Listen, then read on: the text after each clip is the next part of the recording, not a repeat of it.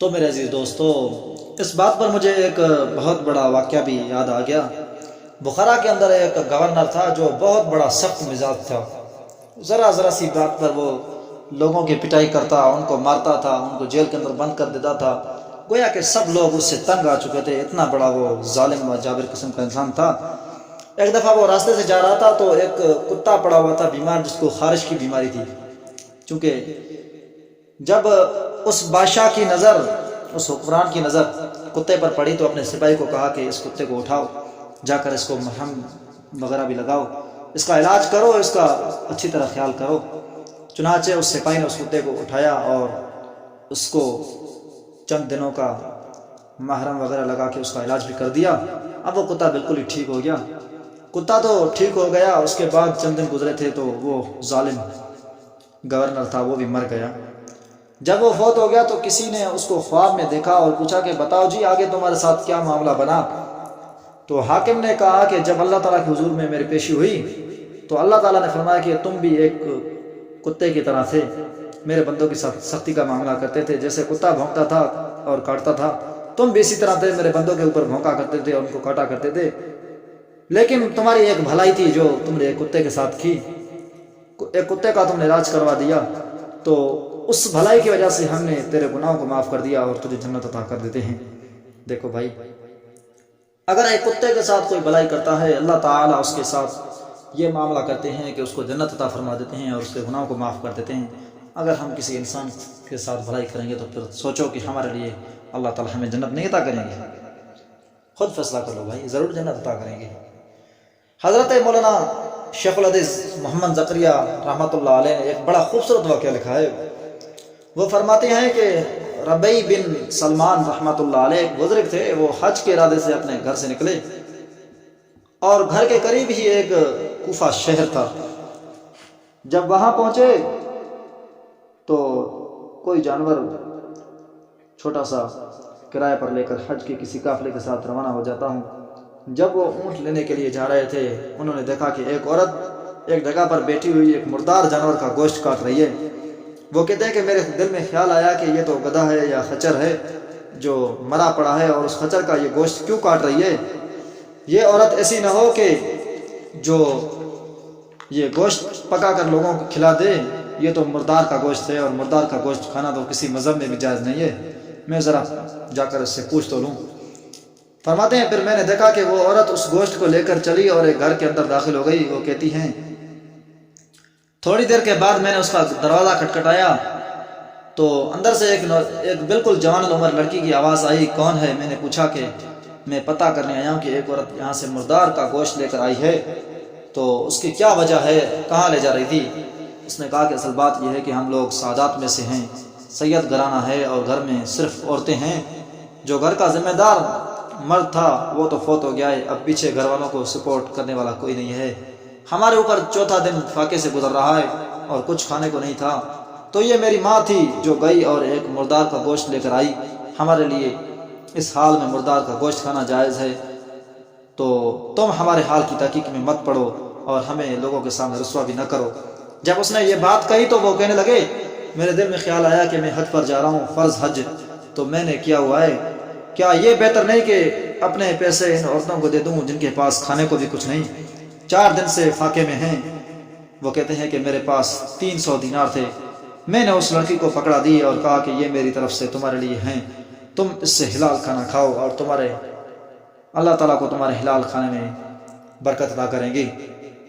دیکھو بھائی، وہ کہتے ہیں کہ میں واپس آ گیا لیکن دل بڑا غم زدہ تھا کہ میں نے حج کا ارادہ کیا تھا، میں نے بڑے خواب دیکھے تھے، میں حج کروں گا، طواف کروں گا، عرفات کے میدان میں دعائیں مانگوں گا، اور اب میں نہیں جا رہا۔ خیر کئی دفعہ تو اس بات کو یاد کر کے میری آنکھوں سے آنسو بھی آ جاتے تھے کہ میرا حج اس سال کینسل ہو گیا۔ وہ کہتے ہیں کہ جب حج مکمل ہو گیا تو حاجیوں کے قافلے واپس آنے لگے، میرے دل میں خیال آیا کہ بھائی جو لوگ حج کر کے واپس آئے ہیں کم از کم میں جا کر ان کو مبارکباد تو دوں۔ ہم بھی آج کل دیکھتے ہیں ماحول اور معاشرے کے اندر کوئی بندہ حج کر کے واپس لوٹتا ہے تو ہم بھی اس کو مبارکباد دینے کے لیے جاتے ہیں، اس کا جو ساتھ لایا وہ ہدیہ ہوتا ہے وہ بھی اس سے لے لیتے ہیں، آب زمزم کا پانی ہے یا کھجور وغیرہ ہے، جو بھی حاجی صاحبان ہمیں تحفہ وغیرہ دیتے ہیں تو ہم اس ہدیے کو قبول کر لیتے ہیں۔ فرماتے ہیں میں ان کے پاس گیا، جا کر ان کو یہ کہا کہ السلام علیکم۔ انہوں نے کہا کہ وعلیکم السلام، اللہ آپ کا حج قبول کرے۔ تو وہ کہے کہ جی اللہ آپ کا بھی حج قبول کرے۔ میں نے کہا کہ بھائی میں نے تو حج کیا ہی نہیں۔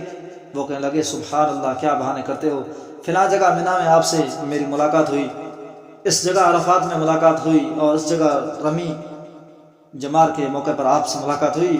اب آپ کہتے ہیں کہ میں حج پر نہیں گیا، اللہ ہمارا حج قبول کرے تو آپ کا بھی حج قبول کرے۔ پھر میں ایک دوسرے قافلے کے پاس گیا، وہاں بھی یہی ہوا۔ کہتے ہیں کہ کئی قافلوں کے پاس گیا، سب نے یہی کہا کہ بھائی ہم نے تو آپ کو حج میں دیکھا ہے۔ پھر کوفہ کے جو لوگ تھے ان کے پاس میں گیا تو وہ بھی کہنے لگے کہ ہم نے بھی آپ کو مبارکباد کر دی کہ آپ بھی حج پر تھے، اللہ آپ کا بھی حج قبول کر رہے۔ فرماتے ہیں کہ میں بڑا حیران ہوا، میں تو حج پر گیا ہی نہیں، یہ کوئی کرنے والی بات ہے؟ آپ حرم سے نکلتے ہوئے مجھے نہیں ملے تھے، کسی نے کہا کہ فلاں جگہ پر آپ مجھ سے نہیں ملے تھے۔ گویا کہ ہر بندہ یہ اس کو کہہ رہا ہے کہ تمہارے ساتھ میری، کوئی کہتا ہے مینا میں، کوئی کہتا ہے عرفات میں، کوئی کہتا ہے مزدلفہ میں، کوئی کہتا ہے کہ مکہ میں، کوئی کہتا ہے مدینہ ملاقات ہوئی۔ یہ بندہ بڑا حیران ہوا کہ یہ میرے ساتھ کیا ہوا تھا۔ حتیٰ کہ ایک بندے نے یہ بھی کہا کہ فلاں جگہ پر مینا میں تم نے تھیلا میرے ہاتھ میں پکڑا دیا تھا، کہا تھا کہ یہ تھیلا اپنے پاس رکھ لو، اور خود چلے گئے تھے، پتہ نہیں پھر تم لوٹ کر بھی نہیں آئے۔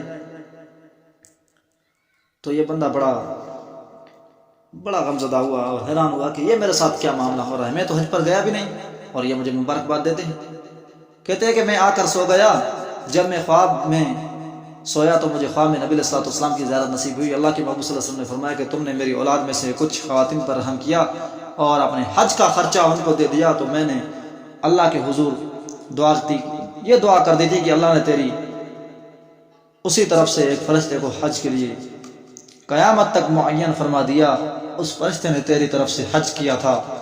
جو لوگ کہتے ہیں کہ انہوں نے تمہیں دیکھا تو وہ غلط نہیں کہتے، انہوں نے بالکل تمہارے ہم شکل فرشتے کو دیکھا جس نے حج کیا، اور وہ قیامت تک تمہاری طرف سے حج کرتا رہے گا۔ تم کیوں نہیں مانتے کہ تم نے حج کیا؟ دیکھو میرے عزیز دوستو، وہ بندہ خود تو حج نہیں کیا، وہ حج والے پیسے تو آل رسول کی سید ذات کے گھرانے میں جا کر صدقہ کر کے دیا آیا تھا، جس کی وجہ سے انہوں نے اپنی کفالت کر دی۔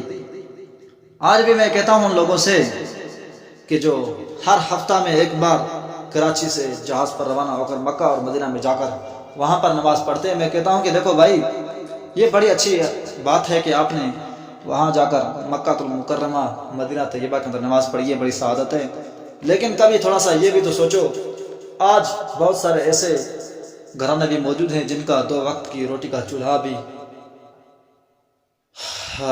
روشن نہیں ہوتا۔ آج ایسے لوگ بھی موجود ہیں جن کو 2 وقت کھانے کی روٹی کی میسر نہیں۔ آج ایسے لوگ موجود ہیں جن پر جسم کے پہننے کے لیے ان کو لباس نہیں۔ تم نے یہ کبھی نہیں سوچا کہ ہم نے ان کے ساتھ کیا معاملہ کیا، ان کے حقوق ادا کیے یا نہیں؟ آج لوگ فکر و فاقہ کی زندگی گزار رہے ہیں۔ ہائے آج حضور کی امت در در کی ٹھوکریں کھا رہی ہے، رزق کے لیے پریشان ہے، اور تمہارا یہ معاملہ بنا ہوا ہے کہ تم جا کر کبھی کبھار لندن کا ٹور لگاتے ہو، کبھی افریقہ کا، کبھی یورپ کا، کبھی ایشیا کا۔ کبھی تم نے یہ نہیں سوچا کہ ایک طرف تو امت کا یہ حال ہے، ایک طرف تو انسانیت کا یہ حال ہے کہ وہ اپنی عزت بھی داؤ پر لگانے کے لیے تیار ہیں، 2 وقت کی روٹی کی وجہ سے وہ اتنے مجبور ہیں۔ ہمارے ملک میں ایسی خواتین بھی موجود ہیں، ایسی مائیں بہنیں بھی موجود ہیں جو کہتی ہیں کہ ہمیں 2 وقت کی روٹی میسر نہیں، کوئی ہمارا گھر کا فرد کمانے والا نہیں، ہم اپنی عزت کو داؤ پر لگا کر 2 وقت کی کھانا میسر کر لیتے ہیں۔ تو بھائی پھر سوچو، ایسی مجبور مائیں، ایسی مجبور بہنیں کل قیامت کے دن جب حضور علیہ الصلوۃ والسلام کے سامنے قیامت کے دن یہ شکایت کریں گی تو اس وقت ہمارا کیا حال ہوگا؟ میں بڑے درد دل کے ساتھ کہتا ہوں، اللہ کے حضور کے سامنے بھی تمہیں جواب دینا ہے، تو سوچو اس وقت تم کیا جواب دو گے؟ تمہارے پاس کیا ایسی باتیں ہوں گی جو تم اللہ کے رسول کے سامنے پیش کرو؟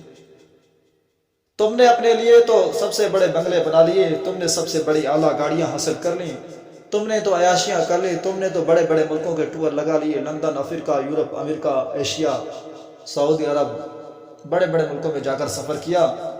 جتنا تم نے یہ خرچہ سفر کے اندر کیا اپنے دوستوں کے ساتھ، اپنے رشتہ داروں کے ساتھ، جتنے تم نے عیاشیاں کی، اگر تم یہی پیسہ کسی غریب کے گھر کے اندر جو 2 وقت کی روٹی کا چولہا آباد ہوتا تھا اس میں خرچ کرتے تو یہ تمہارے لیے سب سے بڑا اجر تھا۔ تو میرے عزیز دوستو، یہ واقعہ میں نے بھی اس لیے بیان کر دیا کہ تاکہ پتہ چلے کہ بھائی دنیا کے اندر ایسے لوگ بھی موجود ہیں جو اپنے حج کو کینسل کر کے کسی کے نان و نفقے کو اعلیٰ ترجیح دیتے ہیں کہ اس کا گھر تو آباد ہو جائے، ہمارا حج تو ہو جائے گا، اور اللہ نے اس کو حج سے ڈبل ثواب دے دیا کہ لوگوں اس کو مبارکباد دے رہے ہیں۔ اسی واقعے سے سمجھ جاؤ کہ بھائی کسی مسلمان کے درد کو اپنا درد سمجھنا، کسی مسلمان کے کام آنا، کسی مسلمان کے فکر و فاقے کو سمجھنا، یہ نفلی عبادتوں سے بڑھ کر بھی بڑا اجر و ثواب ہے، اور اللہ ثواب دے دیتے ہیں بھائی۔ تو میرے عزیز دوستو، حضرت مولانا زکریا رحمۃ اللہ علیہ نے ایک واقعہ اور بھی لکھا ہے۔ ایک امیر آدمی تھا، بڑا شرابی کبابی تھا، اس نے اپنے غلام کو 4 دینار دیے اور کہا کہ بازار سے فلاں چیز لے کر آؤ۔ اب یہ غلام 4 دینار لے کر وہ چیز لینے کے لیے چلا گیا۔ آگے اس نے عجیب منظر دیکھا، ایک فقیر تھا جو لوگوں کو سامنے ہاتھ پھیلا رہا تھا، سوال کر رہا تھا کہ اللہ کے نام پر کچھ دے دو، اللہ کے نام پر کچھ دے دو، 2 وقت سے بھوکا ہوں، 2 وقت کے دن میں نے روٹی نہیں کھائی، میرے لیے کچھ دے دو۔ اس نے کسی اللہ والے سے سوال کیا مجھے کچھ دے دو، اور ان کے پاس کچھ نہیں تھا، مگر وہ اللہ والے بڑے خدا ترس تھے، وہ اس فقیر کے پاس کھڑے ہو گئے اور لوگوں کو کہہ رہے تھے کہ جو اس فقیر کو جتنے درہم دے گا اس کے لیے اتنی دعائیں اللہ کے سامنے میں کروں گا۔ اب وہ غلام جو تھا، جس کو مالک نے پیسے دے کر بھیجے تھے کہ جاؤ میرے لیے شراب لے کر آؤ، اس غلام نے جب یہ منظر دیکھا کہ ایک بزرگ آدمی کھڑا ہے اور وہ کہتا ہے کہ جو اس غلام کو جتنے درہم دے گا میں اس کے لیے اتنی دعائیں کروں گا، تو اس کے دل میں تھوڑا سا خیال آیا کہ چلو میں یہ دینار اس کو دے دیتا ہوں اور دعائیں کروا لیتا ہوں۔ اس نے 1 دینار اس کو دیا اور ان کو کہا کہ میرے لیے دعا کرو کہ میرا مالک مجھے آزاد کر دے۔ انہوں نے دعا کر دی کہ اللہ اس کے مالک کو تم ہی ہمت دے دو کہ اس کو آزاد کر دے۔ اس نے دوسرا دینار بھی دے دیا۔ اب کیا دعا کروانی ہے؟ جی دعا کریں کہ اللہ تعالیٰ مجھے ان 4 دیناروں کا بدلہ دے دے۔ انہوں نے وہ بھی دعا کروا دی۔ اس نے تیسرا دینار بھی دے دیا۔ اب کیا دعا کروانی ہے؟ اس نے کہا کہ جی اب دعا کریں کہ اللہ رب العزت میرے مالک کو سچی توبہ کرنے کی توفیق عطا فرمائے، کیونکہ میرا مالک ایک شرابی و کبابی قسم کا آدمی ہے، عیاش پرست تھا۔ انہوں نے یہ بھی دعا کر دی۔ اب اس نے چوتھا دینار بھی اس فقیر کو دے دیا۔ انہوں نے کہا کہ بھائی اب چوتھے دینار کی کیا دعا کروانی ہے؟ اس نے کہا کہ دعا کریں کہ اللہ میری اور میرے مالک کے دونوں کی مغفرت کر دے۔ اس اللہ والے نے چوتھی دعا بھی کر دی۔ اب اس غلام نے 4 دینار تو اس کو دے دیے اور گھر واپس آ گیا۔ ادھر مالک انتظار میں تھا۔ اس نے کہا کہ بھائی تمہیں جو سودا لینے کے لیے بھیجا تھا لے کر آ گئے ہو؟ اس نے کہا کہ جی نہیں، سودا تو میں بالکل نہیں لایا، میں نے اس کے بدلے میں ایک اللہ والے سے 4 دعائیں کروا لی۔ غلام ڈر رہا تھا کہ مجھے تو ڈانٹ پیٹ پڑے گی، مگر اللہ کی شان کے وہ مالک غصے میں نہیں آیا اور اس نے اس سے کہا کہ بتاؤ تم نے کیا دعائیں کروائی ہیں، مجھے تو پتہ چلے۔ اس نے کہا کہ پہلے میں نے تو یہ دعا کروائی ہے کہ میرا مالک مجھے آزاد کر دے۔ تو اس وقت مالک نے مسکرایا اور کہا کہ اچھا چلو میں نے تمہیں آزاد کر دیا، پہلی دعا تو قبول ہو گئی۔ اس نے کہا دوسری دعا کیا کروائی تھی؟ اس نے کہا کہ میں نے دوسری دعا یہ کروائی تھی کہ ان 4 دیناروں کا اللہ تعالیٰ مجھے بدلہ دے دے۔ مالک نے جیب میں ہاتھ ڈالے اور اس جیب سے 400 دینار نکالے، اس کو دے دیا کہ چلو یہ تمہارا دعا بھی، تمہیں اس کا بدلہ مل گیا۔ اب بتاؤ آگے کیا دعا کروائی؟ اس نے کہا کہ میں نے یہ بھی دعا کروائی کہ میرا مالک گناہوں سے سچی توبہ کر لے۔ اسی وقت مالک نے کہا کہ چلو میں اللہ کو حاضر ناظر سمجھ کر سچی دل سے توبہ کرتا ہوں کہ آج کے بعد میں نے کبھی شراب نہیں پینی، میں نے سچی توبہ ہے۔ اچھا آپ بتاؤ کہ چوتھی دعا کیا کروانی؟ اس نے کہا کہ چوتھی دعا ہم نے یہ کروائی تھی کہ اللہ میری اور میرے مالک دونوں کی مغفرت فرما دے۔ یہ سن کر مالک کہنے لگا کہ بھائی یہ تو میرے اختیار میں نہیں ہے، یہ تو اللہ کے اختیار میں ہے، یہ تو میں نہیں کر سکتا۔ بات ختم ہو گئی۔ کہتے ہیں کہ جب وہ مالک رات کو سویا اس نے خواب دیکھا کہ کوئی کہنے والا کہہ رہا ہے اے بندے جب تو نے وہ کر دیا جو تو کر سکتا تھا تو تم یہ سمجھتے ہو کہ ہم وہ نہیں کر سکتے جو ہم نے کرنے کا طاقت بھی رکھا ہوا ہے، یعنی تم نے جو تمہارے بس میں تھا کر دیا، ہم وہ کر سکتے ہیں جو ہمیں کرنے کا طاقت تھا۔ گویا کہ ہم نے تم دونوں کی مغفرت کر دی ہے، تمہاری بھی مغفرت اور تمہارے اس غلام کی بھی مغفرت جس کو تم نے آزاد کر دیا۔ سوچو بھائی کیا بات ہے، جو نرم دل انسان ہوتا ہے اللہ تعالیٰ اس کے گناہوں کو اس طرح معاف کر دیتے ہیں اور اسی طرح اس کی بخشش فرما دیتے ہیں۔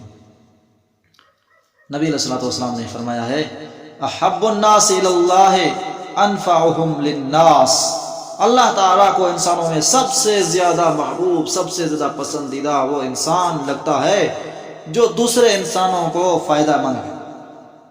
دیکھو بھائی فائدہ مند بن جاؤ، جس بندے سے دوسرے انسانوں کو فائدہ ملتا ہے وہ بندہ اللہ کے نزدیک سب سے زیادہ افضل اور محبوب ہے، اللہ کو وہ بندہ بہت پیارا لگتا ہے۔ تو ہماری کوشش ہمیشہ یہ ہونی چاہیے کہ ہم نے اپنے گھر والوں کو فائدہ پہنچانا ہے، اپنے رشتہ داروں کو فائدہ پہنچانا ہے، اپنے پڑوسیوں کو فائدہ پہنچانا ہے۔ جس ماحول میں رہتے ہیں ہر بندے کو، چھوٹے کو، بڑے کو، بوڑھے کو، جوان کو، بیمار کو، ضعیف کو، سب کو فائدہ پہنچانا ہے۔ یہ عادت بناؤ گے تو پھر بندہ تم بھی کامیاب بن جاؤ گے، پھر تمہارے لیے یہی حدیث ثابت ہوگی کہ تم سب سے زیادہ اللہ کے ہاں محبوب بن جاؤ گے۔ جو بندہ بھی دوسروں کے ساتھ بھلائی کرے گا تو اس سے اللہ رب العالمین بھی پیار کرتا ہے، فرشتے بھی اس سے پیار کرتے ہیں، محبوب بھی پیار کرے گا، سب اس کو پیار کی نگاہ سے دیکھیں گے۔ اگر پسندیدہ بندہ بننا چاہتے تو یہ عمل کر لو۔ میرے عزیز دوستو، جو کچھ کہا اور سنا، اللہ رب العزت آپ حضرات کو اور مجھے عزیز بندے کو صحیح سے عمل کرنے کی توفیق عطا فرمائے۔ تو رحم دل انسان کے عنوان پر آج یہ بات ہو گئی تھی، کوشش کرنی ہے کہ اپنے آپ کو رحم دل انسان بنانا ہے۔ وما توفیقی الا باللہ۔